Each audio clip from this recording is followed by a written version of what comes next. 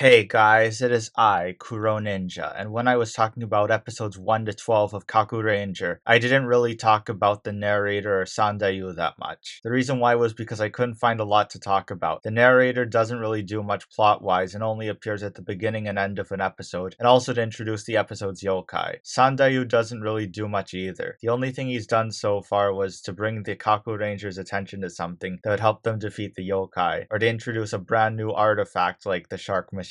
And yes, I will call them artifacts because that's what they are. They are not something you can just play with, so please treat them with respect. Speaking of Sandayu, I found out something interesting. A lot of the Kakurangers are named after Japanese folk heroes, and Sandayu is named after Momochi Sandayu, who trained Ishikawa Goemon. Momochi Sandayu is also known as Momochi Tanba, considered to be the founder of Eiga Ninjutsu. But what's very interesting is his last name, Momochi. It's the same last name as a Sentai Ranger in a later ninja season, Momochi Kasumi, which means that there's a possibility that Kasumi is a descendant of Momochi Sandayu. But that's just a theory, and it's not the first one of mine that I'm gonna bring up. Anyway, where we last left off, Dr. Yugami has started planning his revenge on the Kakurangers. Let's see what happens next.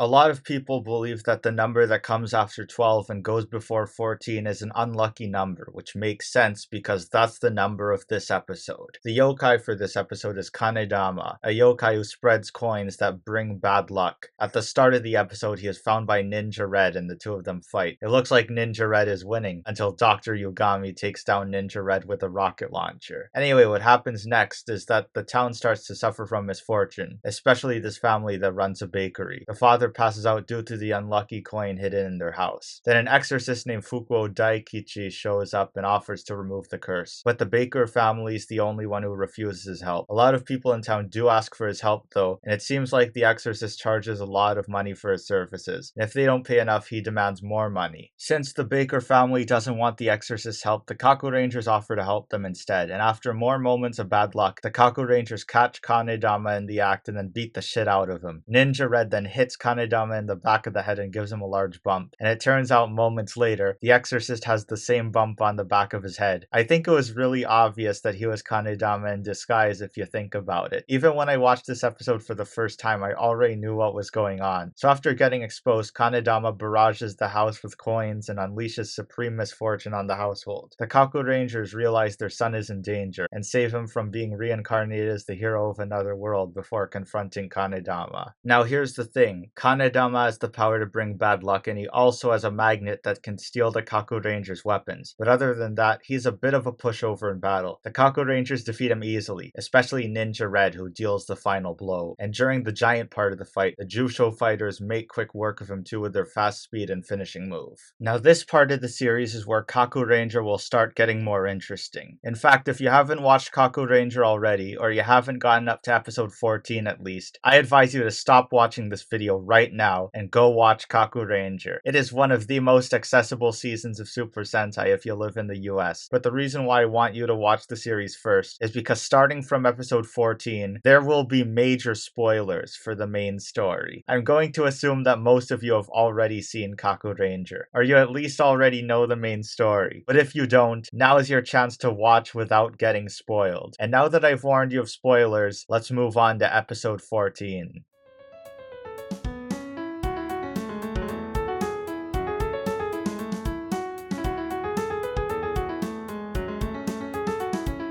This episode seems to follow the basic formula at first. It starts with Seikai having a stomachache, so the Kakurangers take him to a doctor. But it turns out that the doctor was a quack, and not only that, but he is a yokai called Kyokagen, who wants to get people sick. The Kakurangers are able to keep up with him and almost have him beat thanks to their Jusho fighters. But then a skeletal apparition appears in the sky and intervenes in the fight, teleporting Kyokagen away into a mansion. This is where we're introduced to Young Noble Jr., the leader of the yokai. He is dressed like a punk rock star, and he and the other yokai are partying, but he also attacks Kyoka again for losing to the Kakurangers. Young Noble Jr. wants to destroy all humans and turn the world into a yokai paradise, and from this point forward, all the yokai of the week will be working for him, including Dr. Yugami, who sees the Jusho fighters as the reason the Kakurangers are beating the yokai, and so he gives Kaokegen an upgrade. The Kakurangers then run into Kaokegen again, and all of them except Seikai summon the Jusho fighters to defeat him. The yokai is stronger than the last fight, so the Kakurangers have to step in and become the Beast Generals. This turns out to be a trap set up by Dr. Yugami, but just when all hope is lost, Seikai rushes in, and the Kakurangers, now at full strength, take control of the Jusho fighters and defeat Kaokegen. The story ends with Young Noble Jr. playing a somber piece on the piano as Dr. Yugami tries to apologize to him, but the Dorodoros take him away. Young Noble Jr. then starts playing the piano more violently before transforming into his true monster form and swearing revenge on the Kakurangers. What I find really strange is that Young Noble Jr.'s monster form has an uncanny resemblance to Rito Revolto from the 3rd season of Mighty Morphin Power Rangers. What a strange coincidence. Now, I did mention that episode 14 is where things start to get more interesting, but it's actually just the calm before the storm. Episode 15 is where the Kakurangers get to experience what happens when Young Noble Jr. gets serious.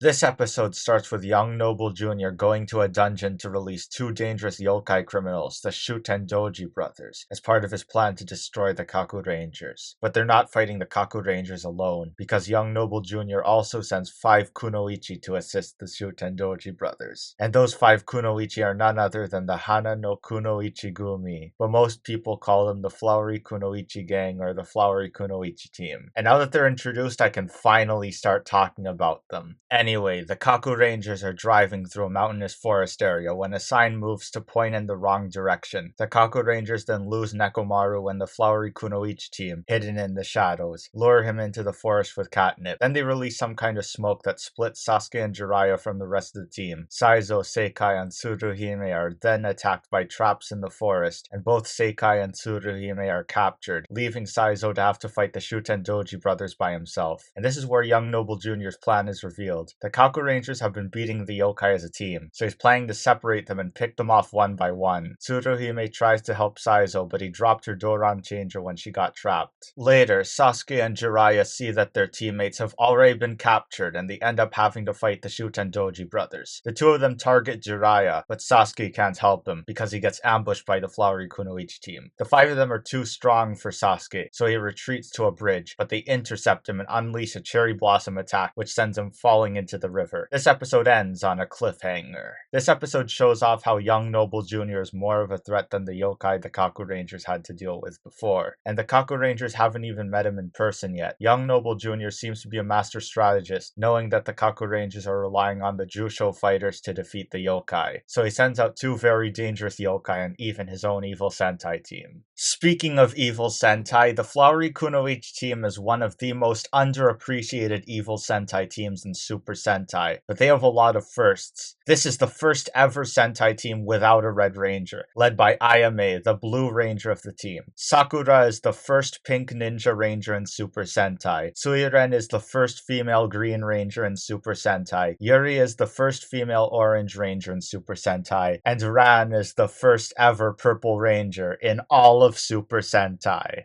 And while I'm on the topic of the first ever Purple Ranger in all of Super Sentai, let's talk about something that really gets on my nerves. A lot of people seem to think that either Wolzard or Geki Violet was the first Purple Ranger in Sentai, completely ignoring that Kakuranger did it first, about a decade before Magi Ranger. At least people who say that Geki Violet is the first have the excuse that he's the first heroic Purple Ranger, something I'll get to much later. But Wolzard shouldn't count at all. If you're gonna dismiss Ran as the first Purple Ranger because you think she's evil, then you can't count Wolzard either, because his purple suit is his evil form, and when Wolzard turned good, his suit became red and he became Wolzard Fire. But if you do count evil Rangers, then you have no excuse. Ran is the first Purple Ranger in all of Super Sentai, no question. By the way, the Flowery Kunoichi Team has the same color scheme as my favorite idol group, Plank Stars, except they have orange instead of red.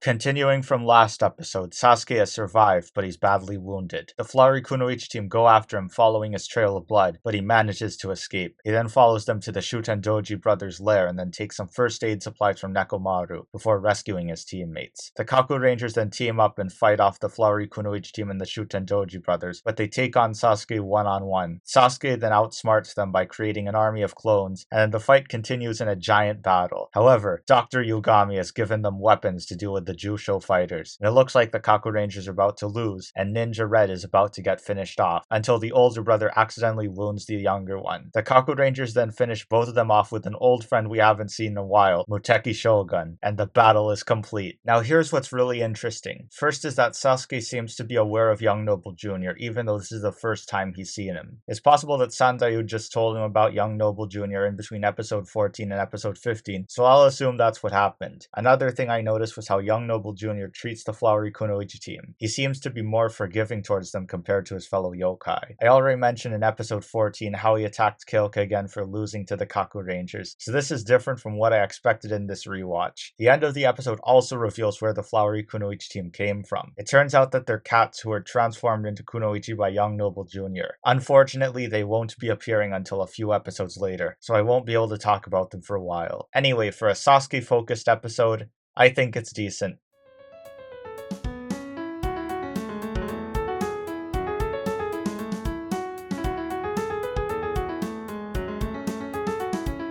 This episode focuses on Saizo, who just bought a new car, but then it ends up getting destroyed by a beautiful woman who reminds me of Scorpina from Power Rangers for some reason. It turns out that she's the yokai Amikiri, who wants to end the bloodline of Kirigakure Saizo because he cut off her arm a long time ago. There's also a kid who is a photographer who ends up helping the Kakurangers find Amikiri's weakness, and Saizo defeats Amikiri in a duel. The Kakurangers defeat her easily with Muteki Shogun. This is a good episode worth rewatching, but compared to last episode, there's not that much to talk about.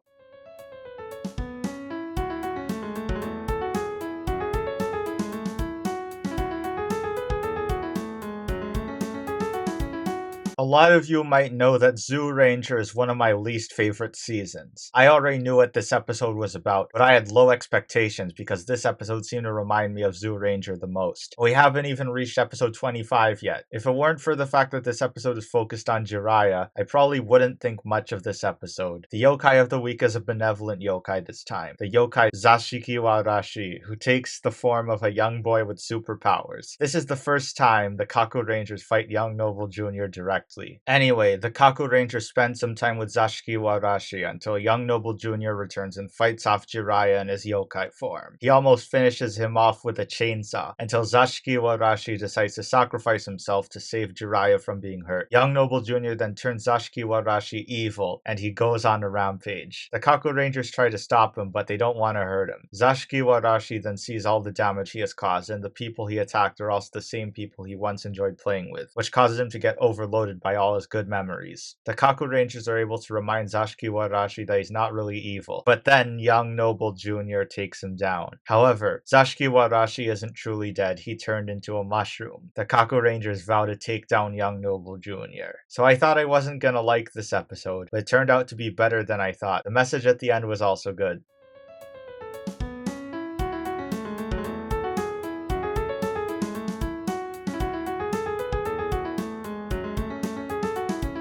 After the events of episode 18, the Kakurangers are now more motivated than ever to defeat Young Noble Jr. However, Jr. calls on the yokai Tsuchigumo to set a trap. This episode does a good job of making Tsuchigumo look threatening. Most of the scenes are shot in the dark, and it seems like this is a yokai who hides in the shadows to strike. One of the people who gets captured at the start is Seikai. Anyway, the Kakurangers sneak into Tsuchigumo's hideout, but all of them except Sasuke fall down a pit and end up in Tsuchigumo's web with all the other captured people. Meanwhile, Sasuke runs into Young Noble Jr. and the two of them fight each other. Seikai also sees the Kakurangers fighting against the yokai, and after seeing Tsuruhime getting hurt, he wills himself up and frees himself from the web to deliver the finishing strike. The Kakurangers defeat Tsuchigumo with the Jusho fighters and Muteki Shogun, but Young Noble Jr. gets away on a hot air balloon. Like I said, this part of the show is where Kakurangers start to get more interesting. I hope you're ready, because the next episode is the one I've been waiting to talk about for a long time.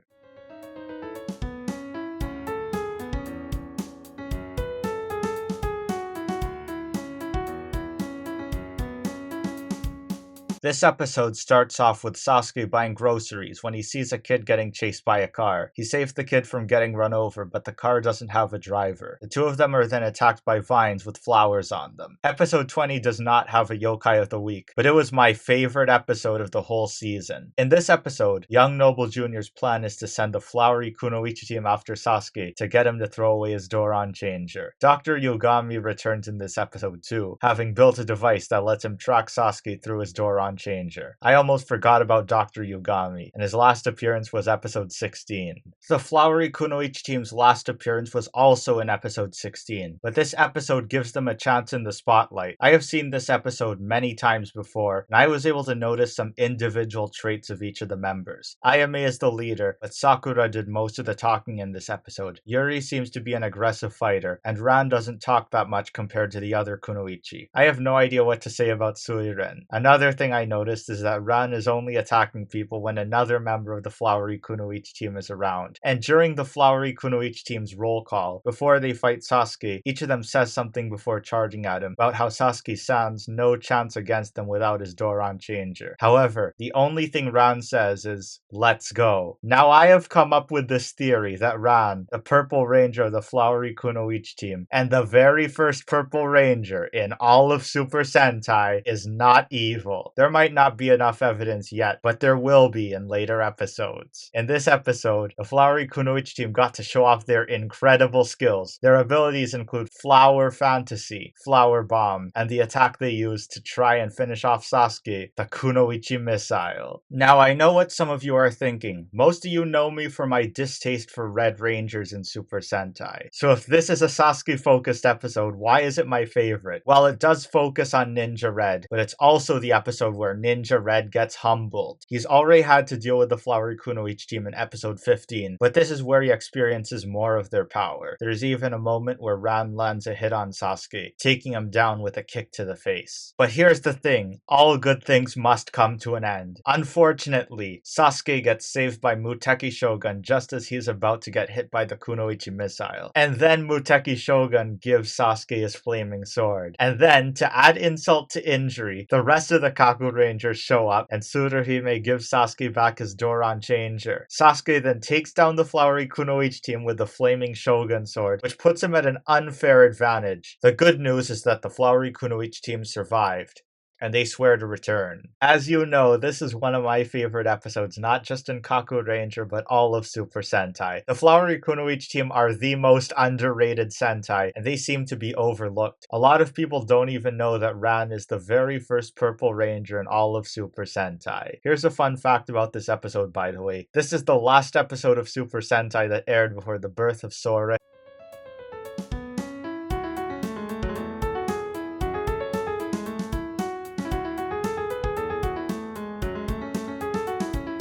This is one of the episodes I remember very well, and it also focuses on Saizo. In this episode, he and the other Kakurangers are helping a ninja master named Kasumi Daigoro who's struggling with his business, and they show off some of their sword finishers in the Kakuranger Ball, a finishing move that hasn't been seen since 10 episodes ago. But then the Kakurangers are attacked by the yokai Sarugami, who copies the Kakurangers' attacks including the Kakuranger Ball. It turns out that Daigoro was Sarugami in disguise, so to get back at him, the Kakurangers introduce a new finishing move that needs 6 people to complete, but it's more powerful than the Kakuranger Ball. They teach Sarugami the move, but then Saizo kicks the Kakuranger Ball right back at him and defeats him. Then the Kakurangers finish off Sarugami with the Jusho fighters. I was a bit worried before watching this episode. I knew it wouldn't be as great as episode 20, but episode 21 is actually worth watching. I like how the Kakurangers were able to outsmart Sarugami, and we don't really get many episodes focused on Saizo.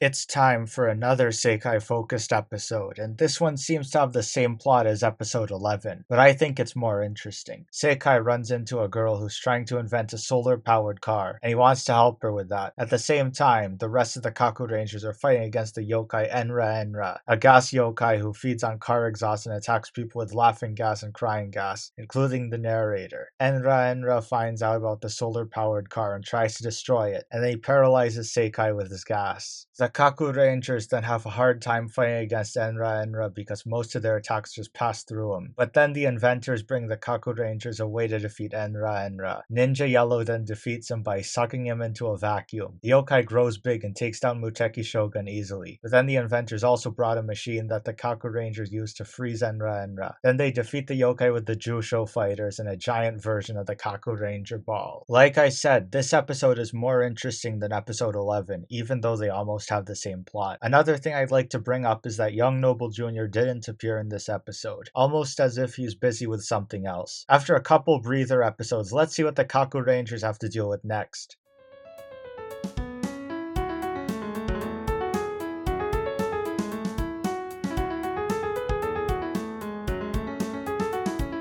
This episode starts with Young Noble Jr. in his mansion playing the piano, when he is called on by an evil force waiting to be released. This evil force is Daimao, whose silhouette reminds me of Master Vile from Mighty Morphin Power Rangers, and I don't know why. Meanwhile, the Kakurangers are celebrating Tsuruhime's birthday, but then it gets interrupted by the yokai Umibozu, who has been kidnapping children and bringing them to certain buildings where they are suddenly turned to stone. The alignment of the stones then causes the top of the big building in the center to turn into a giant skull with Young Noble Jr. inside. Young Noble Jr. then starts performing his own song, and it turns out that the music is part of a ritual to summon Daimao, who is still sealed away, and even more children who hear his music are turned to stone. The Kakurangers find out about this plan, but they have to take on Umibozu. Umibozu is a tougher yokai than what the Kakurangers had to fight before, but they still manage to take him down. In his giant form, though, he has enough power to defeat Muteki Shogun. The Kakurangers are then forced out of the giant battle, and Umibozu is about to finish them off, so the Kakurangers do the only thing they can do, which is to reach out to each other. We have seen the Kakurangers slowly become a team one by one. In the first few episodes, they didn't really get along with each other, but over time, as they fought more yokai, they became more of a team. Not just a team, but their bonds made them like a family. Unfortunately, at this moment, it looks like their story is about to end.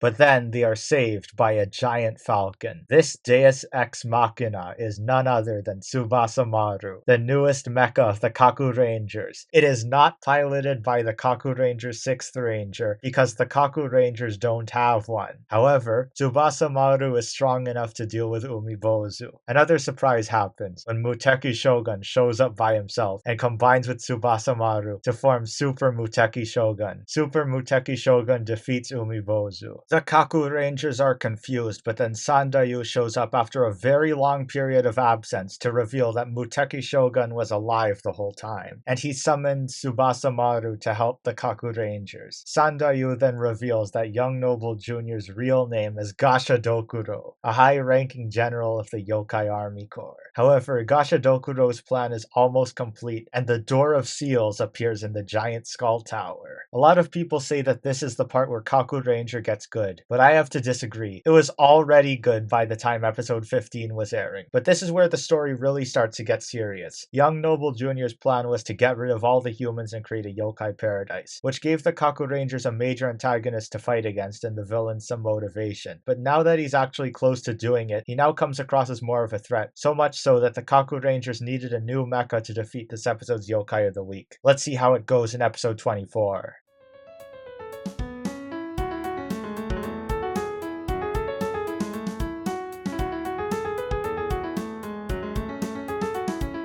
This episode continues from episode 23. The Kakurangers are ready to fight Gashadokuro. Sandayu tells them they're not strong enough, but the Kakurangers are still determined, so Gashadokuro sends the Flowery Kunoichi Team to wear them down. Each member of the Kakurangers fights against a member of the Flowery Kunoichi Team one-on-one in a duel. This is supposed to show how the Kakurangers have grown and become stronger in their fight against the yokai. But if you pay close attention, you'll see that the Flowery Kunoichi Team at least tried to fight back against their opponents. Yuri and Suiren even landed a few hits on Ninja White and Ninja Blue. But the fight between Ran and Ninja Black was different. In that fight, it looked like Ran was at a disadvantage, and she didn't even land a hit on Ninja Black, almost as if she held back on purpose to give her opponent the victory. Anyway, after taking care of the Flowery Kunoichi Team, the Kakurangers have their fight against Gashadokuro, but it ends with Gashadokuro using Daimao's power to take them down. Gashadokuro then creates a floating island and turns everyone in it to stone. The Kakurangers see Tsubasamaru flying towards them, but before they can do anything, they pass out. The Kakurangers then wake up inside the Castle of Illusions, and Sandayu directs their attention to three statues, who represent the three god generals. These three were originally three sages who led humanity a long time ago in their battle against the yokai, but now they have become the three god generals, Muteki Shogun, Tsubasamaru, and Kakure Dai Shogun. Sandayu then tells the Kakurangers that in order to defeat Daimao, they must first master the essence of Kakureryu Ninpo, which is based on heart, technique, and body. Tsubasamaru represents heart, Kakure Dai Shogun represents technique, and Muteki Shogun represents body. I wonder if any other Sentai will have those elements in the future. Anyway, Sandayu then reveals that the Kakurangers must find 5 hidden scrolls, but the problem is, he has no idea where they are. The Kakurangers are reluctant at first, but Sandayu tells them that if Daimao is revived after 1 month, then everyone on the floating island will die. He then gives them a map and the Kakurangers now have to split up to find the scrolls. The episode ends with the 5 going their separate ways as the sun sets. But this isn't just the end of the episode, it's the end of Act 1. And I feel like this is also a perfect end to this part of my review. My introduction to Tokusatsu was from Power Rangers, so I always associated Gashadokuro's costume with Rito Revolto, a villain who first appeared in the 3rd season of Mighty Morphin Power Rangers. He wasn't really that threatening and seemed to be more of a comic relief, but I didn't even watch MMPR Season 3 and only remember him from Power Rangers Zeo, so I might be wrong. Anyway, this episode in episode 23 made Gashadokuro look more like a threat than he ever was before. I'm looking forward to watching the Kakurangers as they try to find the hidden scrolls. Also, this episode is the last appearance of the narrator. From episode 25 onward, the yokai of the week will be introducing themselves.